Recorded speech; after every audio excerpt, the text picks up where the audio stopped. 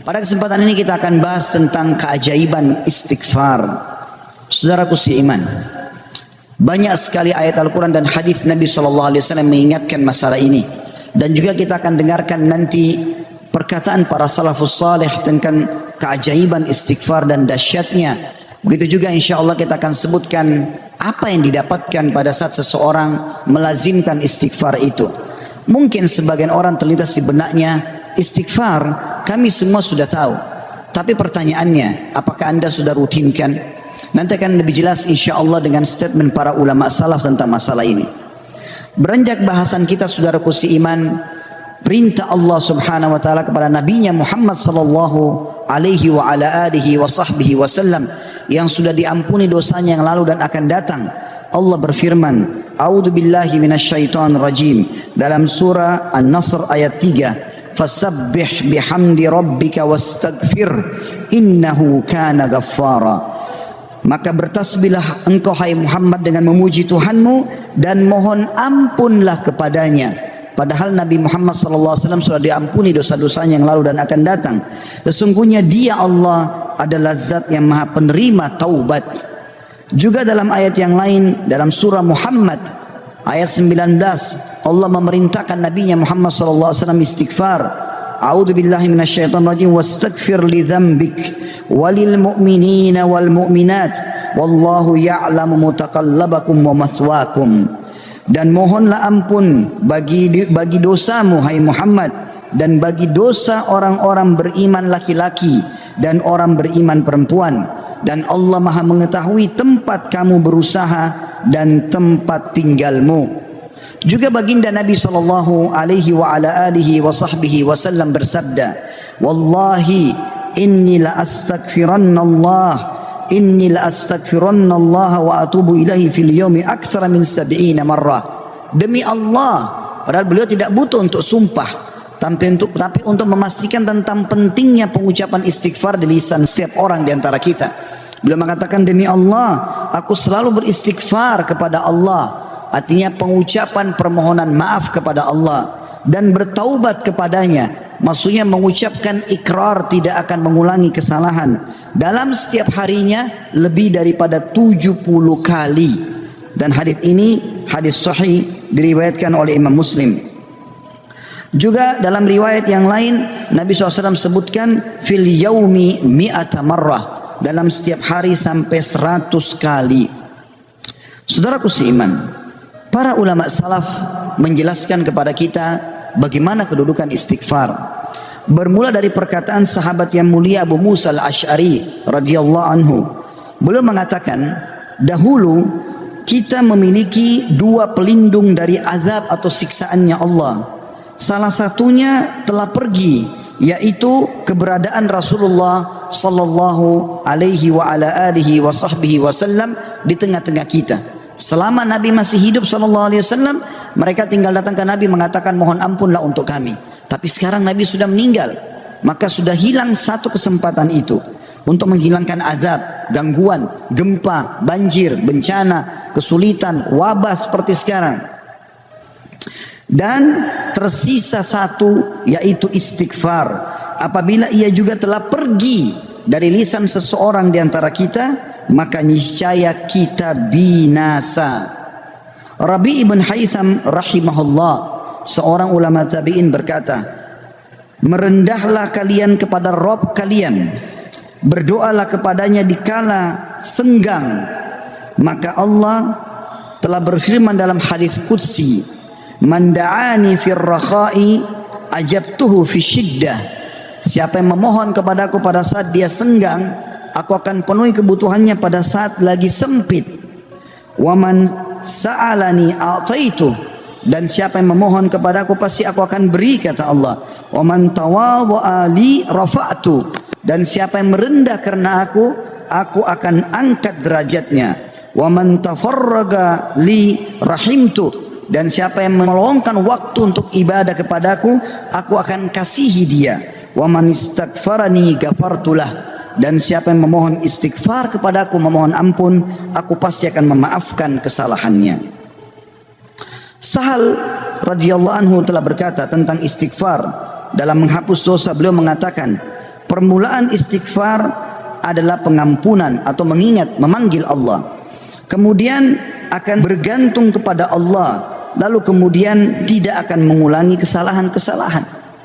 Ibnul Jauzi berkata rahimahullah, iblis berkata, aku membinasakan anak cucu Adam dengan dosa, dan mereka membinasakanku dengan istighfar dan ucapan la ilaha illallah. Manakala aku melihat hal itu pada mereka, aku tanamkan hawa nafsu pada mereka, di mana mereka berbuat dosa tapi mereka tidak beristighfar, karena mereka mengira diri mereka telah berbuat baik. Dan kata para ulama menanggapi statement Ibnu Jauzi rahimahullah, yang pertama syaitan tanamkan adalah supaya manusia lalai berbuat dosa. Pada saat dia sudah berbuat dosa, syaitan akan lalaikan dia supaya tidak istighfar, karena istighfar adalah kata kunci dihilangkan dosa tersebut dan akhirnya azab Allah tidak datang. Qatadah rahimahullah berkata, Al-Quran menunjuki kalian penyakit dan juga obat sekaligus untuk menyembuhkan kalian. Penyakit kalian adalah dosa-dosa, dan obat penyembuh kalian adalah istighfar. Permasalahan apapun akan selesai dengan istighfar.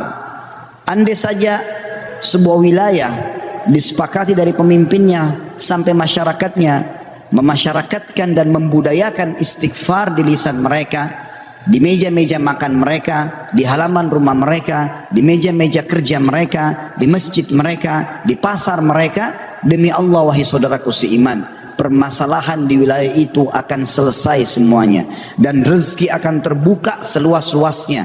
Anda akan dengarkan nanti kurang lebih 9 manfaat daripada istighfar itu sendiri.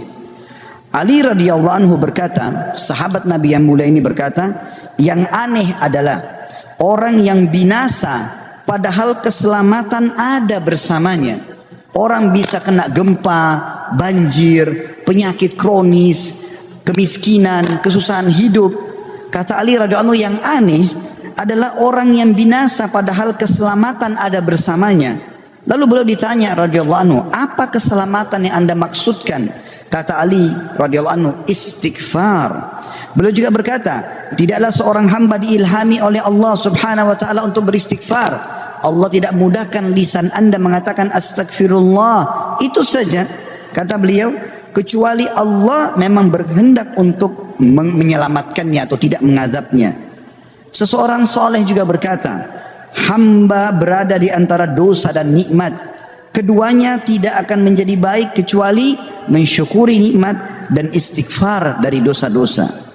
Juga Luqman al-Hakim yang terkenal Allah namakan surah Luqman atas namanya.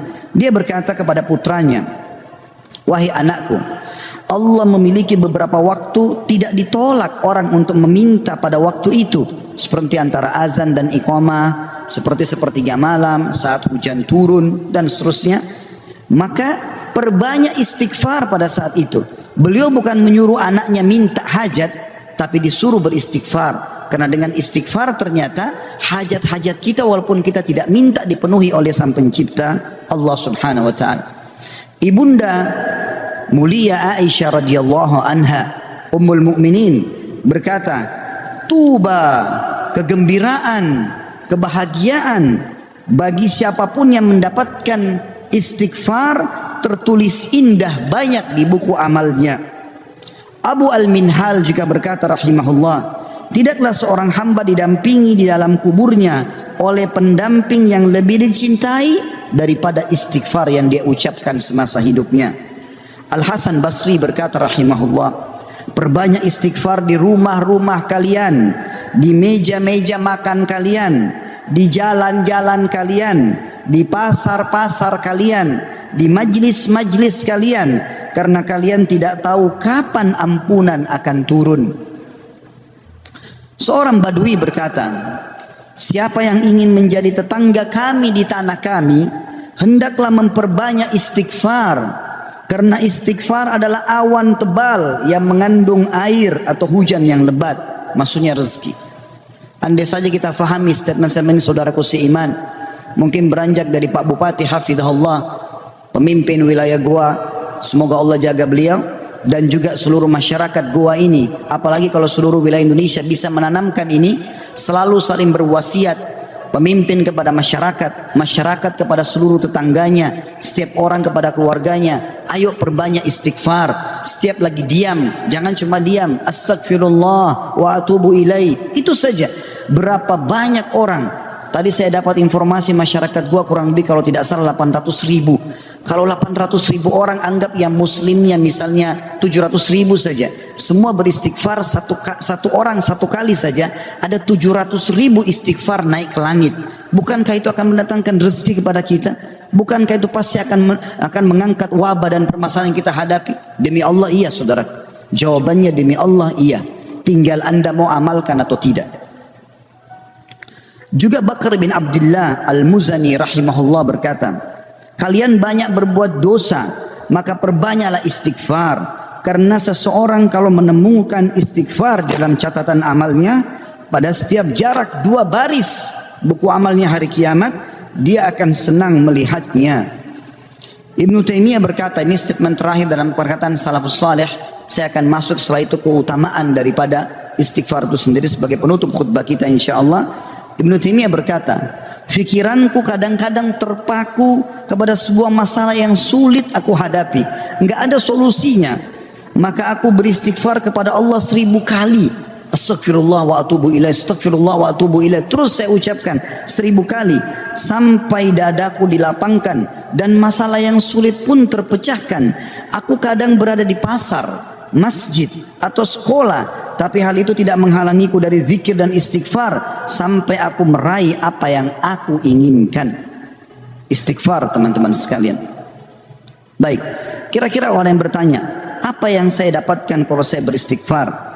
Yang pertama, akan dicatatkan pahala buat anda sendiri. Karena istighfar ucapan yang tidak butuh energi banyak, hanya lisan dan bibir kita yang tergerakkan, ya, suara sedikit saja, tidak ada energi yang besar.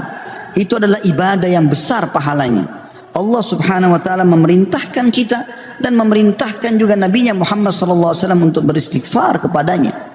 Allah berfirman di dalam surah Mu'min ayat 55, A'udzu billahi minasyaitonir rajim, fasbir inna wa'dallahi haqqun wastaghfir li dzambik wastaghfir li dzambika wasabbih bihamdi rabbika bil asyi wal ibkar. Maka bersabarlah kamu hai Muhammad dan pengikutmu dalam melalui kehidupan dunia dengan segala macam cobaannya. Toh ada kehidupan akhirat yang akan abadi dengan nikmat. Karena sungguhnya janji Allah itu benar. Tidak ada kedustaan. Salat, puasa, zakat, bakti sama orang tua, bersedekah, zikir, doa, apa saja kerjakan, semua akan kau dapatkan hasilnya. Dan mohonlah ampunan untuk dosamu hai Muhammad, dan pengikutmu juga perintahkan mereka lakukan itu. Dan bertasbihlah seraya memuji Tuhanmu pada waktu pagi atau pada waktu petang dan juga pagi hari. Kemudian juga Allah mengatakan dalam surah Al-Muzammil ayat 20, a'udzubillahi minasyaitonir rajim, wastaghfirullah innallaha ghafurur rahim. Dan mohonlah selalu ampunan kepada Allah, istighfar. Sesungguhnya Allah Maha Pengampun lagi Maha Penyayang.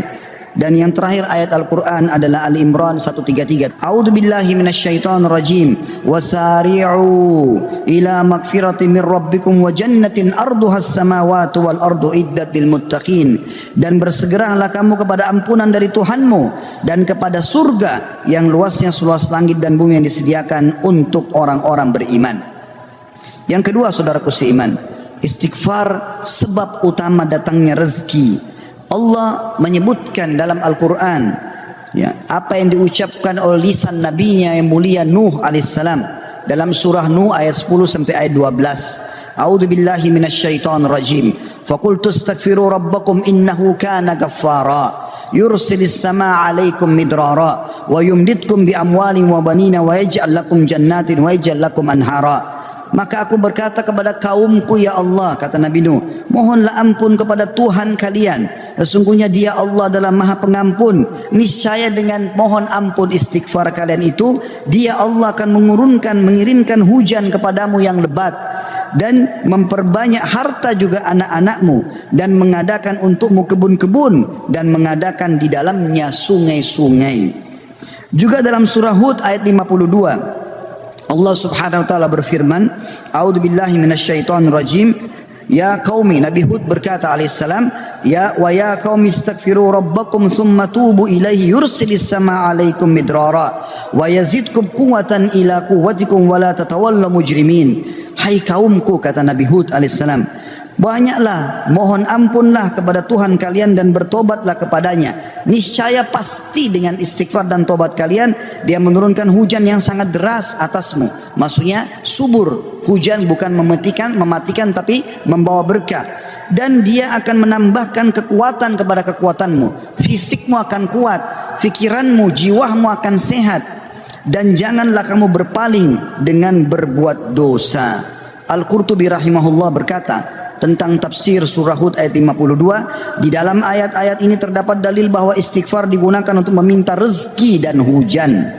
Juga Ibnu Katsir berkata rahimahullah dalam tafsir beliau surah Hud ayat 25, jika kalian bertobat dan memohon ampunan kepada Allah serta kalian mentaatinya, niscaya Allah akan memperbanyak rezeki kalian, memberikan kalian minum dengan nikmat-nikmat langit, mengeluarkan untuk kalian nikmat-nikmat bumi, menumbuhkan untuk kalian tumbuh-tumbuhan, mengalirkan untuk kalian air, dan menjadikan untuk kalian kebun-kebun. Di dalamnya terdapat berbagai macam buah-buahan, dan Dia menyelingi di antara kebun-kebun tersebut sungai-sungai yang mengalir. Yang ketiga, saudaraku seiman, istighfar sebab masuk ke dalam surga. Sebagaimana kita sudah tahu bersama-sama, salah satu zikir pagi dan petang yang sangat dianjurkan adalah membaca Sayyidul Istighfar, tuannya istighfar, yaitu lafadznya sebagaimana dinukil dari Nabi SAW. Beliau mengatakan, Allahumma anta rabbi la ilaha illa anta khalaqtani wa ana abduka wa ana ala ahdika wa wa'dika mastata'tu a'udhu bika min syarri ma sana'tu abu'u laka bi ni'matika alayya wa abu'u bidzambi faghfirli fa innahu la yaghfirudz dzunuba illa ant. Yang artinya, ya Allah, sungguhnya Engkau adalah Rabbku, penciptaku. Tidak ada Tuhan yang berhak disembah kecuali Engkau. Engkaulah yang telah menciptakanku dan aku adalah hambamu. Aku senantiasa berada dalam perjanjian bersamamu. Maksudnya mentauhidkan Allah dan tidak bermaksiat. Dan aku yakin akan janjimu tentang pahala bagi orang-orang mukmin semampuku. Aku berlindung kepadamu dari kejelekan yang aku perbuat. Aku mengakui nikmatmu kepadaku serta aku mengakui dosaku. Oleh karena itu ampunilah aku, karena sungguhnya tidak ada yang mengampuni dosa kecuali Engkau. Kata Nabi SAW, siapa yang mengucapkan ini, man qalaha minan nahari mukinan, dia yakin, besok dia ucapkan di siang hari atau pagi hari dengan yakin dalam hatinya, famata min yaumihi, kemudian dia meninggal pada hari itu, qabla an yumsiya, sebelum tiba di sore hari, fahuwa min ahlil jannah, dia pasti masuk ke dalam surga. Wa man qalaha minal laili wa huwa muqinun biha, dan siapa ucapkan walaupun sekali saja di malam hari, famata, maka kemudian dia mati, qabla an yusbih, sebelum dia tiba pagi hari, fahuwa min ahlil jannah. Yang keempat, istighfar adalah sebab dihapuskannya dosa. Mohon maaf kalau sedikit panjang, saya minta waktu sekian beberapa menit lagi. Kata ada berkata radhiyallahu rahimahullah, sesungguhnya Al-Quran menunjuki kalian tentang penyakit dan penyembuhannya, yaitu dosa adalah penyakit dan penyembuhannya adalah istighfar. Allah berfirman, a'udzubillahi minasyaitonir rajim, dalam surah Al-Imran 135, walladzina idza fa'alu fahishatan aw zalamu anfusahum dzakarullaha fastaghfaru lidzunubihim wa may yaghfiru dzunuba illallah wa lam yusirru ala ma fa'alu hum ya'lamun. Dan juga orang-orang yang apabila mengerjakan perbuatan keji dan menganiaya diri mereka, kalau mereka buat dosa, maka mereka ingat kepada Allah lalu mereka memohon ampun terhadap dosa-dosa mereka, dan siapa lagi yang dapat mengampuni dosa selain Allah, dan mereka terus mereka tidak meneruskan perbuatan dosa itu sedang mereka mengetahuinya. Kemudian teman-teman sekalian, selanjutnya adalah yang kelima, istighfar mencegah hukuman dari Allah Subhanahu wa taala. Saya ambil satu saja. Al Hasan Basri rahimahullah berkata, wahai anak Adam, meninggalkan dosa lebih ringan bagimu daripada mencari taubat, dan ketahuilah bahwasanya pada saat kau meninggalkan perbuatan dosa atau kau beristighfar pada saat berbuat dosa, maka azab Allah tidak akan datang. Karena Allah berfirman dalam surah Al-Anfal ayat 33, A'udzubillahi minasyaitonirrajim, wa ma kana Allahu liyu'adzibahum wa anta fihim, wa ma kana Allah mu'adzibahum yastaghfirun. Dan Allah sekali-kali tidak akan mengadab mereka sedangkan kamu berada di tengah-tengah mereka, hai Muhammad, dan tidak pula Allah akan mengadab mereka sedang mereka selalu memohon ampun. Yang keenam, istighfar sebab diangkatnya derajat. Dalam sebuah hadis, ajarkan bab ini kepada anak anda. Dalam hadis riwayat Ahmad dengan sanad hasan, kata baginda Nabi SAW, Inna Allah Azza wa Jalla yarfa'ud darajati lil abdi salihi fil jannah, fayaqulu ya Rabbi anna li hadhihi, fayaqulu bistighfari waladika lak. Sesungguhnya Allah yang maha suci dan maha tinggi mengangkat derajat seseorang hamba saleh di surga sehingga dia bertanya, yang sudah mati diangkat derajatnya tinggi di surga. Hamba ini bingung, dia tidak pernah merasa berbuat amal yang bisa membawa dia ke derajat itu. Lalu dia bertanya, wahai Rabbku, dari mana nikmat ini hamba dapatkan? Maka kata Allah SWT, dari istighfar anakmu untukmu. Yang ketujuh, istighfar adalah sebab disucikan hati. Sebagaimana Nabi SAW bersabda, Innal mu'mina idha adnama dhanban kanat nuktatan sauda'u fi qalbihi. Kalau seorang mukmin berbuat dosa akan menjadi titik hitam dalam hatinya. Fa in taba wa naza wastaghfara su'ika qalbuhu minha. Kalau dia bertaubat kemudian dia beristighfar kepada Allah, meninggalkan dosanya, maka akan diangkat noda hitam itu dalam hatinya. Fa in zadat hatta taglufa qalbuhu fadzalika ar-rana alladhi dzakarahu Allah fi kitabihi kalla barrana ala qulubihim ma kanu yaksibun. Dan kalau seandainya dia bertaubat dan meninggalkannya serta beristighfar, hatinya kembali bersih darinya, dan kalau dia tambah melakukan dosa, maka bertambah pula titik hitam itu sampai menutupi seluruh hatinya. Dan itulah makna kalimat ar-ran dalam firman Allah Subhanahu wa taala, sekali-kali apa yang selalu mereka usahakan itu menutupi hati mereka. Surah Al-Mutaffifin ayat 14. Dua poin yang terakhir teman-teman sekalian, yang kedelapan adalah istighfar sebab memperoleh anak dan keturunan. Dinukil dalam sebuah riwayat disebutkan oleh Abu Hanifah rahimahullah dalam musnadnya, bahwasanya seseorang datang mengeluh dari Jabir bin Abdullah radhiyallahu anhu. Seseorang mengeluh kepada Nabi SAW lalu berkata, ya Rasulullah, ya sesungguhnya orang semua punya anak tapi aku sendiri yang tidak punya anak. Maka kata Nabi SAW, mana kau dari dua senjatamu? Memperbanyak sedekah dan istighfar, maka dengannya kau akan diberikan rezeki. Kata Jabir bin Abdullah, orang itu pun mengamalkan, lalu saya menyaksikan orang itu dikaruniai 9 orang anak, semuanya laki-laki. Kesembilan dan terakhir adalah istighfar sebab menikmati kesehatan dan kekuatan. Sebagaimana dijelaskan dari dalam surah Hud ayat 52, dan sudah saya bacakan tadi ayatnya, saya tidak ulangi, tapi potongan ayatnya adalah yazidkum quwwatan ila quwwatikum. Istighfar menyebabkan bertambahnya kekuatan di atas kekuatan. Izinkan saya teman-teman sekalian menyampaikan sebuah kisah yang berhubungan dengan masalah ini, atau dua buah kisah ringkas.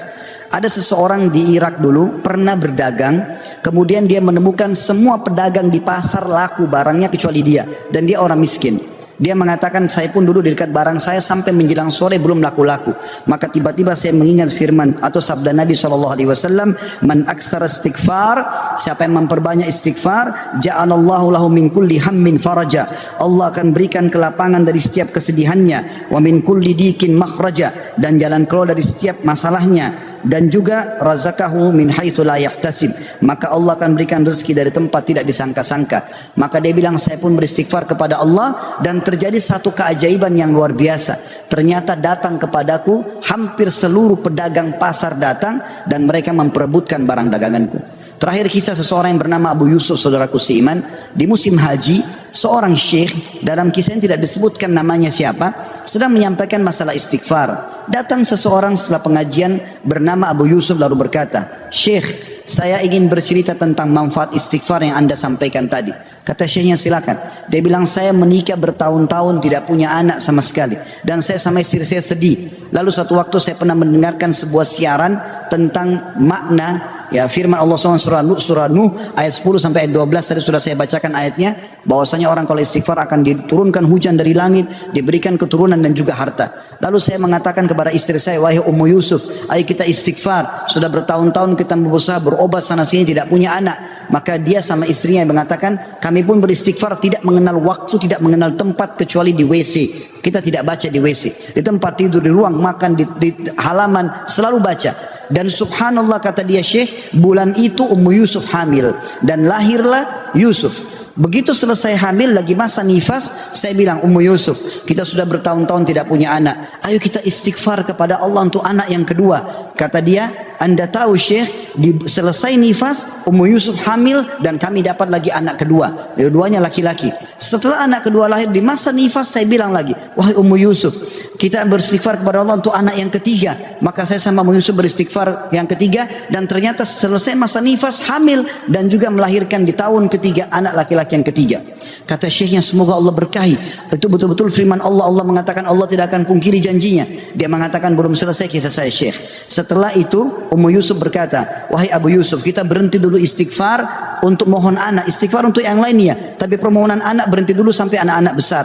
Kami sepakat 2-3 tahun kemudian saya mengatakan, Ummu Yusuf, sekarang saatnya kita minta agar Allah berikan kita anak perempuan yang cantik dan salihah. Maka kami pun beristighfar dan ternyata Ummu Yusuf hamil, dan sekarang saya di musim haji, wahai Syekh, sedang datang bersama Ummu Yusuf yang baru saja melahirkan bersama dengan bayinya, bayi perempuan. Aku qauli hadza, saya sudah mengucapkan perkataan saya ini, wa astaghfirullah li wa lakum, dan saya beristighfar kepada Allah, mengajak jamaah istighfar kepada Allah, fastaghfiruhu innahu huwal ghafurur rahim, beristighfarlah sungguh Dia Maha Pengampun dan juga Maha Pengasih.